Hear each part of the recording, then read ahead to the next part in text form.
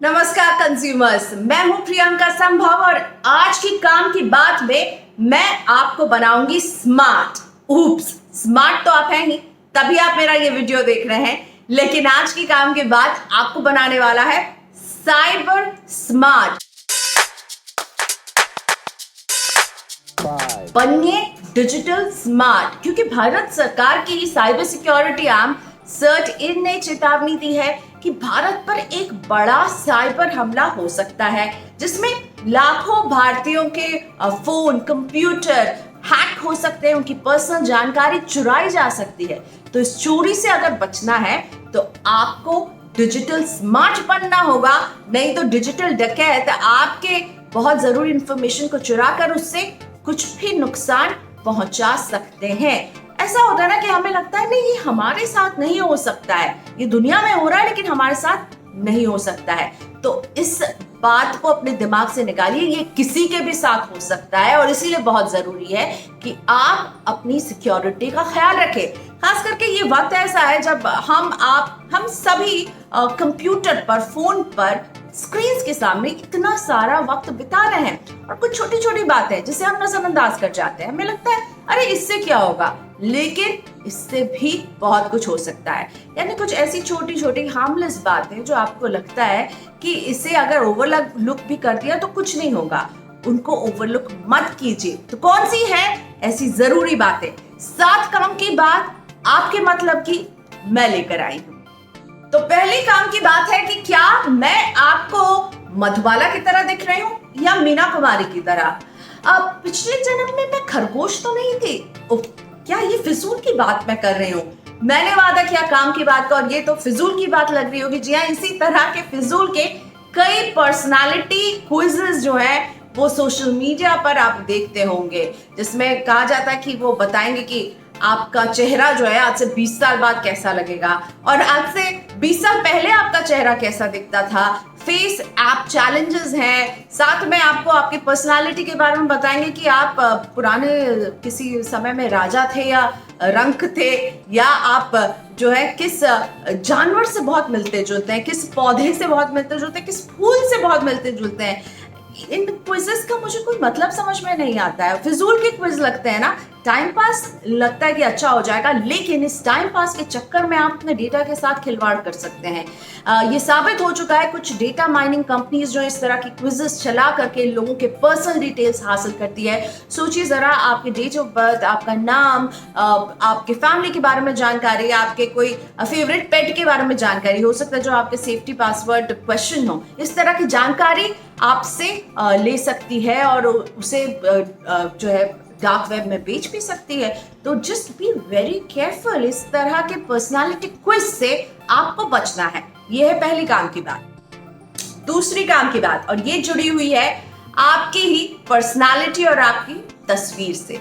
जब भी हम फोन से सेल्फी लेते हैं और कोई भी फोटो खींचते हैं तो हमें लगता है अरे जरा सा ऐसा हो जाता तो और बेहतर दिखते, जरा सी लाइटिंग ठीक हो जाती, जरा मेरा ये फीचर और उभर कर दिख जाता। और ऐसा करने के लिए अब कई सारे एप्स भी बाजार में हैं, कई सारे ब्यूटी और सेल्फी एप्स हैं जो आपके चेहरे मोहरे को बदल देते हैं, लाइटिंग बदल देते हैं। लेकिन ऐसा करना कितना जोखिम भरा है, जरा सोचिए। गूगल ने अपने प्ले स्टोर से इस तरह के 30 ब्यूटी और सेल्फी एप्स को अभी हटाया है। उनका कहना था गूगल का कि कहीं ना कहीं ये लोगों की सिक्योरिटी के लिए ठीक नहीं है, इसलिए इन्हें हटाया गया है।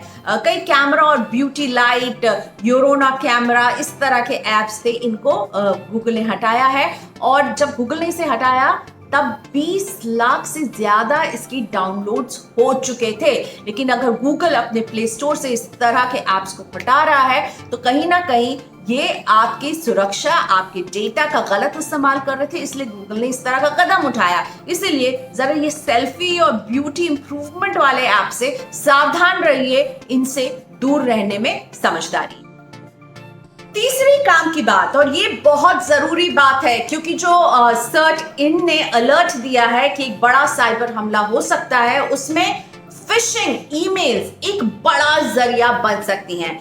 ये फिशिंग जो है वो PH से शुरू होती है और ये सीधा आपके ईमेल के जरिए आपके सिस्टम तक, आपके स्मार्टफोन तक पहुंचने की कोशिश होती है, जिसमें एक ईमेल में अटैचमेंट के जरिए मैलवेयर, मैलिशियस सॉफ्टवेयर भेजा जाता है। ऐसा सॉफ्टवेयर जो आपके कंप्यूटर में घुस के आपकी जानकारी हैक कर सकता है, आपके डेटा को पूरी तरह से चुरा सकता है। तो जब भी कोई ईमेल आए अटैचमेंट के साथ, बी वेरी वेरी केयरफुल। उस अटैचमेंट को खोलने से पहले सोचिए, उसे देखिए और समझिए कि ये किससे आया है।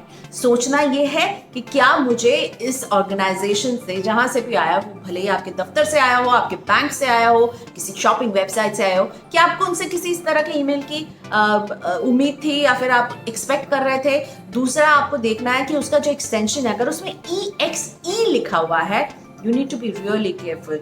EXE जो होता है वो होती है एग्जीक्यूटेबल फाइल, यानी वो फाइल अगर आप खोलेंगे तो वो आपके कंप्यूटर में आके कुछ एक्शन को एग्जीक्यूट करेगी और वो एक्शन कुछ भी हो सकता है। आपका डेटा जो है उससे आप हाथ धो बैठ सकते हैं। तो you need to be really careful. और समझना ये है कि अगर मान लीजिए आपके पास एक ईमेल आया है जो आपको लग रहा है कि एक सरकार की तरफ से ईमेल है जो आपको बताने वाला है कि कितने सारे कोरोना के केसेस हो रहे हैं या फिर कितने सारे कोरोना टेस्ट हो रहे हैं और हम कुछ फ्री टेस्ट दे रहे हैं या कोई अपनी स्कीम का फायदा आपको पहुंचा रहे हैं। अब तो जब भी इस तरह के वादे हों उसमें या फिर कोई स्टार्टलिंग सा आपको कोई संदेश दे रहा हो, तो उन मेल से भी सावधान रहिए। उन अटैचमेंट को क्लिक करके आप हैकर्स को अपने पास आने का इनविटेशन दे रहे होंगे। अगर सरकार की तरफ से वो मेल आया है तो आप उस सरकार की वेबसाइट पर जाकर चेक कीजिए। आपको एडवर्टाइजमेंट दी जाएगी अगर सरकार कुछ ऐसा कदम उठाने वाली है कि वो टेस्ट के लिए लोगों को मैसेज भेजने वाली है। सो ईमेल को जा करके उस ऑफिशियल ईमेल को उनके ऑफिशियल वेबसाइट पर जाकर चेक कीजिए और देखिए। और कई बार इस तरह के जो हैकिंग वाले ईमेल्स होते हैं ना, उनके ईमेल में कोई ना कोई एक ऐसी छोटी सी गलती होती है, एक स्पेलिंग मिस्टेक होती है जिससे आप पकड़ पाएंगे कि ये गलत ईमेल एड्रेस है। तो फिशिंग ईमेल ये है तीसरी काम की बात जिसका आपको ख्याल बहुत ज्यादा रखना है। चौथी काम की बात फिशिंग से बहुत मिलती हुई स्मिशिंग, यानी SMS के जरिए आपको कोई लिंक जब भेजा जाए और कहा जाए आप इस लिंक पर क्लिक करेंगे तो आपको कुछ डिस्काउंट मिलेगा या फिर आपको कुछ टैक्स में कोई छूट मिलने वाली है या फिर आपका जो कटा हुआ टैक्स है वो मिलेगा, तो बिल्कुल भी नहीं क्लिक कीजिए। बेसिकली आपको लिंक्स पर क्लिक ही नहीं करना, क्योंकि चाहे सरकार हो या कोई डिस्काउंट ऑफर ही क्यों ना हो, वो कभी भी आपको SMS के जरिए नहीं भेजेंगे। सरकार को अगर आपको टैक्स से जुड़ी कोई जानकारी देना है तो वो आपको ईमेल करेंगे या फिर आप उनकी वेबसाइट पर जाकर देख सकते हैं। किसी को अगर आपको डिस्काउंट कूपन भेजना है तो अब इतने सारे ऐप्स हैं इन कंपनियों के कि वो अपने ऐप में ही आपको ये सुविधा दे सकते हैं। कोई SMS में लिंक के जरिए नहीं भेजेगा, ये भी मैलिशियस सॉफ्टवेयर भेजने का एक तरीका है। तो SMS से इस तरह के लिंक्स आए तो इसे स्मिशिंग कहते हैं और ये भी आपके फोन को हैक कर सकता है, इसलिए बी वेरी केयरफुल। पांचवी काम की बात का रिश्ता है गेमिंग से। जी हाँ, हो सकता है आप खुद गेम खेलते हो या फिर अगर आपके बच्चे हैं तो वो आपके फोन या कंप्यूटर पर गेम खेलते हो। तो जैसे ही गेम खेल करके आप फोन पर किसी और काम को करना शुरू करेंगे तो कोई फाइनेंशियल ट्रांजैक्शन तो मत कीजिएगा, खासतौर पर अगर बच्चों के हाथ में वो फोन रहा हो, गेमिंग कर रहे हो तो, क्योंकि कई ऐसे पॉपअप्स आते हैं जो बच्चे शायद ना समझी में उसे क्लिक कर दें और ये पॉपअप जो है ये आपके फोन में घुसकर भयंकर भूचाल ला सकते हैं। और उसके ठीक बाद अगर आप करेंगे कोई फाइनेंशियल ट्रांजैक्शन तो आपका डेटा जो है वो खतरे में पड़ सकता है, आपकी फाइनेंशियल डिटेल गलत हाथों में पहुंच सकती है। तो बेहतर तो यही होगा कि खेलने के लिए एक अलग सिस्टम या एक अलग फोन हो, और अगर नहीं है तो कम से कम खेल के इमीडिएटली बाद फाइनेंशियल ट्रांजैक्शन करने से जरूर बचें। और छठी काम की बात जो आपको बनाएगा साइबर स्मार्ट, वो ये है कि आपको बहुत स्मार्टली अपने कंप्यूटर का, अपने ईमेल का, अपने अलग अलग जगह जहां आप लॉगिन करते हैं उनका पासवर्ड बनाना होगा। एक स्ट्रॉन्ग पासवर्ड बनाइए और अगर केवल वर्ड नहीं फ्रेजेस यूज करें तो ये ज्यादा स्ट्रॉन्ग होगा। कई बार हमारे कई फेवरेट वेबसाइट पर ये ऑप्शन आता है जब भी हम ब्राउज करते हैं कि आप अपने पासवर्ड को यहाँ सेव कर सकते हैं। तो जस्ट बी वेरी केयरफुल, क्योंकि ब्राउजर जैकिंग भी होती है। जैसे हैकिंग होती है वैसे ब्राउजर जैकिंग एक शब्द है जिसमें ब्राउजर को हैक कर लिया जाता है और उसमें जितने लोग आकर के अपने पासवर्ड जो है सेव करके रखे रहते हैं उनकी सुरक्षा फिर दांव पर लग सकती है। इसीलिए एक स्ट्रॉन्ग पासवर्ड बनाइए, अलग अलग ब्राउजर्स में जाकर के अपने पासवर्ड को सेव नहीं कीजिए, भले ही आप उस वेबसाइट पर बार बार क्यों ना जाते हो। और तीसरी बात आपको ये ख्याल रखना है कि आपके पास एक ही पासवर्ड मल्टीपल अकाउंट्स के लिए ना हो, अलग अलग पासवर्ड बनाते रहिए।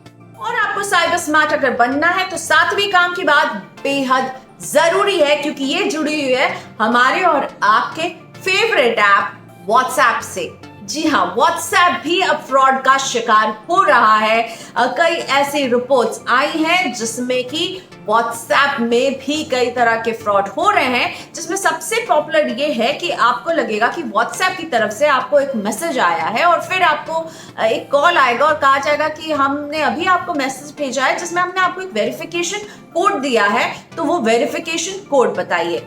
बी वेरी केयरफुल, किसी से भी ये कोड शेयर नहीं करना है। इनफैक्ट आप ये सोचिए कि आपने तो कभी इस वेरिफिकेशन कोड के लिए अप्लाई नहीं किया, तो ये एक वेरिफिकेशन कोड क्यों आ रहा है। वो आप कह सकते हैं कि हम आपको अपग्रेड कर रहे हैं, हम कुछ एड ऑन सर्विस दे रहे हैं, लेकिन ऐसा वेरिफिकेशन कोड अगर आए आपको किसी भी नंबर से तो आप इसे शेयर नहीं कीजिएगा। ये वेरिफिकेशन कोड तब भेजा जाता है जब आप व्हाट्सएप को मल्टीपल फोन्स पर चलाना चाहते हैं, तो क्या होगा, आपके ही नाम पर एक और व्हाट्सएप को चलाने के लिए वो वेरिफिकेशन कोड भेज रहा होगा, तो वेरिफिकेशन कोड को नहीं शेयर करना है। व्हाट्सएप में एक और फ्रॉड आजकल हो रहा है जिसमें आप जब अपना व्हाट्सएप खोलेंगे तो आप देखिए एक मैसेज आया, हम वॉइस कॉल्स तो करते हैं, कहेगा रिकॉर्डेड वॉइस मेल आपके लिए है क्योंकि आपने ये कॉल मिस कर दी थी, इसे प्ले कीजिए, आप एक बटन होगा और आप फिर वो मैसेज सुन पाएंगे। तो ऐसी कोई सर्विस अभी व्हाट्सएप नहीं दे रहा है, उसको प्ले करके आप हैकर्स को न्योता दे रहे होंगे। उसे प्ले करने का मतलब है